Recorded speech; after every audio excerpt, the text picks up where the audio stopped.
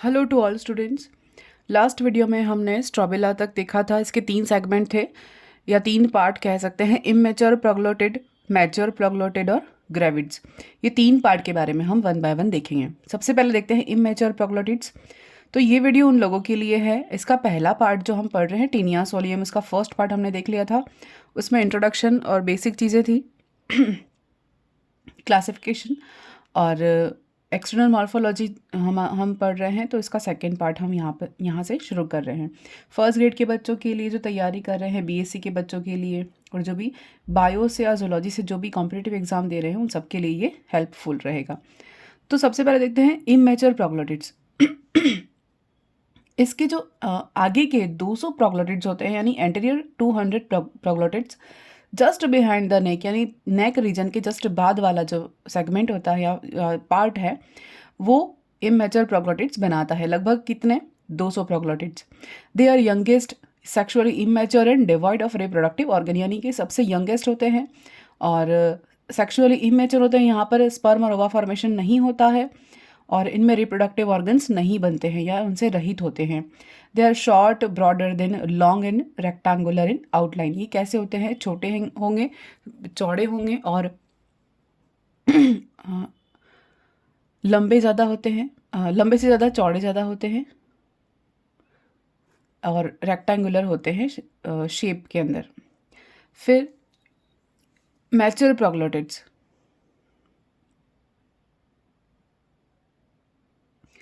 ये कितने होते हैं? 450 मैच्योर प्रोग्लोटिड्स। कितने? लगभग 450 खंड। सो सबसे आगे वाले तो 200 प्रोग्लोटिड्स तो हो गए इमेच्योर। फिर उसके बाद वाले जो 450 मैच्योर प्रोग्लोटिड्स हैं वो मिडल पार्ट बनाएंगे, forming the middle part of the strobila. तो इसके यानी 450 के पूरे स्ट्रॉबिला में से आगे वाले 100 से 150 जो प्रोग्लोटिड हैं वो क्या करेंगे? उनके अंदर मेल रिप्रोडक्टिव ऑर्गन्स रहते हैं, यानी वहाँ पर क्या फॉर्मेशन होगा? आगे वाले 100 to 150 प्रोग्लोटिड्स में क्या फॉर्मेशन होगा? मेल रिप्रोडक्टिव ऑर्गन फॉर्मेशन होगा। जबकि उसके बाद वाले पीछे वाले 250 मैच्योर प्रोग्लोटिड्स में क्या डेवलप होगा? Both male and female reproductive organ दोनों मैच्योर होंगे। वहाँ पर स्पर्म और ओवा दोनों मिलेंगे। यानी कि इनमें क्या होता है? वेरिएशन है कि मैच्योर प्रोग्लोटिड वाला पार्ट है वो टोटल कितने सेगमेंट का बना हुआ है? 450 सेगमेंट का बना हुआ है। अब इन 450 सेगमेंट्स में भी फर्स्ट के जो 100 to 150 प्रोग्लोटिड्स हैं उनमें तो केवल मेल रिप्रोडक्टिव पार्ट बनेगा, यानी कि वो मेल पार्ट कहा जाएगा। लेकिन उसके बाद के जो 250 मैच्योर प्रोग्लोटिड्स आएंगे वो क्या बनाएंगे? वो हर्मेफ्रोडाइट कहे जाएंगे। यानी बैक साइड वाला पार्ट, यानी मिडल पार्ट का बैक साइड वाला पार्ट, वो क्या कहा जाएगा? वो कैसा होता है? हर्मेफ्रोडाइट होता है, यानी उभयलिंगी होगा। यानी इनमें मेल और फीमेल दोनों प्रोग्लोटिड्स या दोनों रिप्रोडक्टिव ऑर्गन्स वहाँ पर बनेंगे, स्पर्म और ओवा दोनों वहाँ पर मिलेंगे। फिर each mature proglottid on one side bears a tiny protuberance the genital papilla, यानी हर मैच्योर प्रोग्लोटिड्स के साइड पर छोटे छोटे प्रवर्ध रहते हैं जो कि क्या कहे जाते हैं? जेनाइटल पेपिला कहे जाते हैं।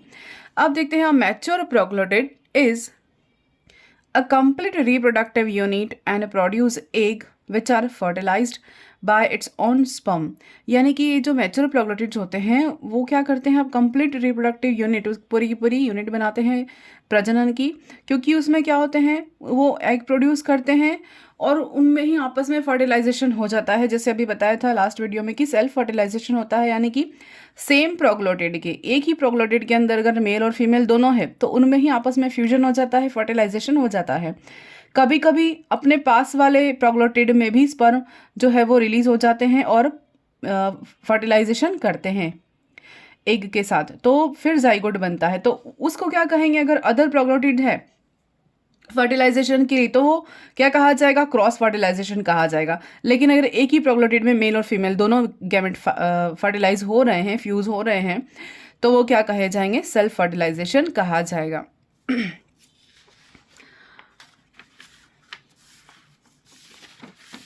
फिर थर्ड पार्ट देखते हैं, ग्रेविड्स, ग्रेविड प्रोग्लोटिड। ये कैसे होते हैं?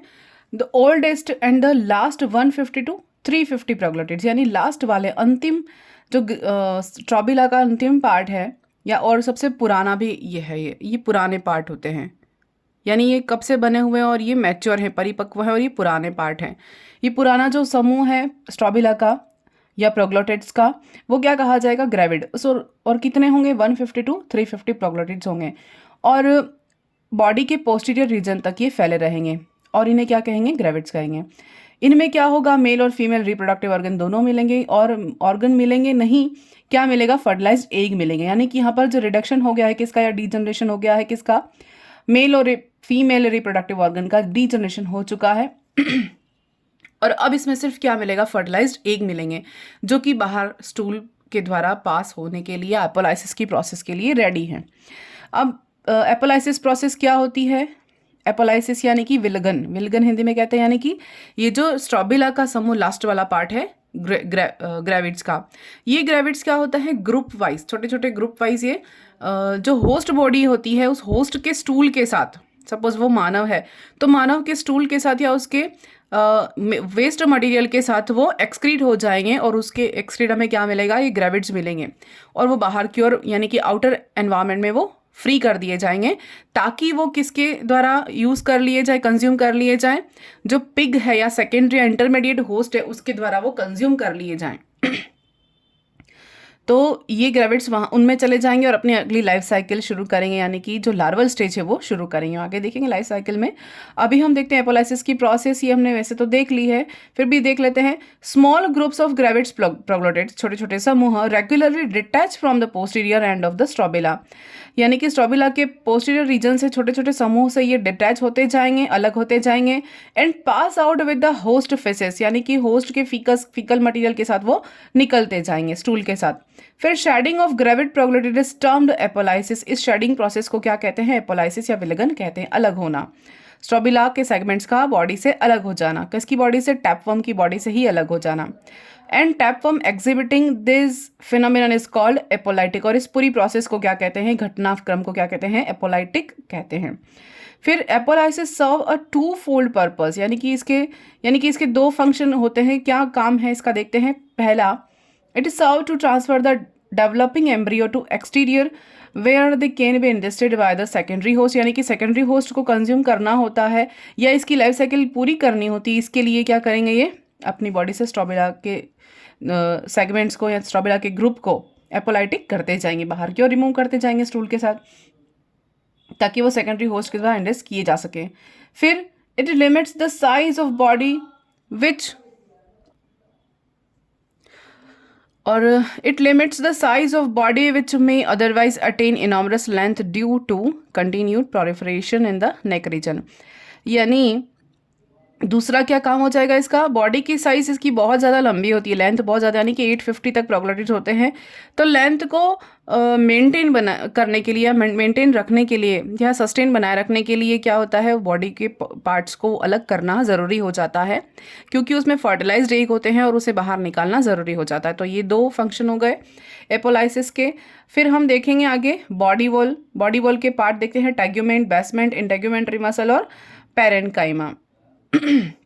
तो शरीर की जो भित्ति है वो कितने लेयर में होती है, 4 लेयर में। पहली है टैग्यूमेंट, दूसरी है बेसमेंट, थर्ड है इंटेग्यूमेंट्री मसल और फोर्थ है पैरेन्काइमा। सबसे पहले देखते हैं टैग्यूमेंट। टैग्यूमेंट कैसी होती है, थिक है, वॉल कैसी होती है, थिक है, resistant layer clothing the body in the absence of a cellular epidermis, यानी कि कोशिकीय अधिचर्म की बनी होती है और मोटी होती है और लेदरी होगी। Composed of protein with calcium carbonate and perforated by numerous fine canals, यानी कि इनमें क्या होगा, बहुत प्रोटीन की बनी हुई लेयर होती है, कैल्शियम कार्बोनेट की यानी इनका कंपोजिशन होता है इनमें, और परफोरेटेड होती है यानी छिद्रित होती है, न्यूमरस फाइन कैनाल्स छोटी छोटी कैनाल्स के द्वारा छिद्रित होती है, और under light microscopic 3 layer can be distinguish in the layer, यानी कि माइक्रोस्कोप से स्टडी करने पर इनमें इनकी भी 3 लेयर दिखाई देंगी टैग्यूमेंट के अंदर। सबसे पहली outermost hair like structure, और दूसरी है मिडल थिक होमोजेनस लेयर, और तीसरी है बेसमेंट मेम्ब्रेन, यानी कि टैग्यूमेंट की भी 3 लेयर होती हैं। और tegument secreting cells secrete tegument constantly renewed by the underline, यानी कि ये जो अध्यावरण या टेगुमेंट है वो क्या करेगी, टेगुमेंट को सिक्रेट करेगी। इनकी जो ये तीनों लेयर मिलके ही क्या करेंगी, टेगुमेंट को सिक्रेट करती है ताकि वो मेंटेन रहे, बनी रहे। फिर है बेसमेंट मेम्ब्रेन। बेसमेंट मेम्ब्रेन या आधारी मेम्ब्रेन जो क्या होती है, इसका नेचर एसिडोफिलिक होती है। लाई बेनेथ द टेगुमेंट, यानी टेगुमेंट जो है वो क्यूटिकल की बनी हुई है और उसका नीचे कौन सी होती है, बेसमेंट आधारी मेम्ब्रेन होती है। फिर थर्ड जो है integumentary muscle. Beneath the basement membrane, musculature consists of well-developed outer circular and inner longitudinal fibers. यानी कि इनके नीचे, बेसमेंट मेम्ब्रेन के नीचे कौन सी लेयर होती है, मस्कुलर टेगुमेंट होती है, इंटेगुमेंट्री मसल्स, जो कि कैसी होती है, लॉन्गिट्यूडिनल फाइबर्स की बनी होती है और सर्कुलर फाइबर्स की बनी होती है। फिर ये तो हो गया टेगुमेंट। फिर नेक्स्ट है मेसेनकाइम और parenchyma. Parenchyma consist of loosely packed cells with fluid, या इसमें क्या होता है, ढीले कोशिकाओं से बना होता है। इसमें क्या होता है, फ्लूइड लिक्विड भरा होता है। और ये क्या करते हैं, forming and packing around various internal organs, जितने भी इंटरनल ऑर्गन्स हैं उनके चारों ओर ये पैकेट के फॉर्म में, जिसमें कि लिक्विड भरा रहता है, उसमें अरेंज रहते हैं ताकि इंटरनल ऑर्गन्स को प्रोटेक्शन मिल जाए। फिर mesenchyme is a more compact in a young proglottids, यानी कहाँ पर यंग प्रोग्लोटिड्स होते हैं वहाँ पर ये संहित यानी कॉम्पैक्ट होती है, सघन होती है मेसेनकाइम, जहाँ पर खंड नए बंद रहे, यानी नेक वाला रीजन जहाँ प्रोलिफरेशन होता है।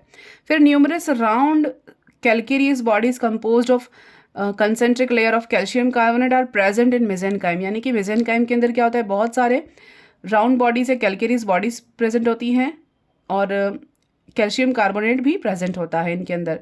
फिर secreted by special mesenchymal cell और लाइम सेल, ये इसके द्वारा क्या सिक्रेट होता है, सिक्रेटेड बाय स्पेशल मेसेनकाइमल्स, यानी मेसेनकाइमल सेल के द्वारा ये पैरेन्काइमा सिक्रेट होता है, या लाइम सेल या कैल्शियम कार्बोनेट, इसलिए लाइम सेल हमने कहा है। तो ये थोड़ी स्ट्रॉन्ग होती है।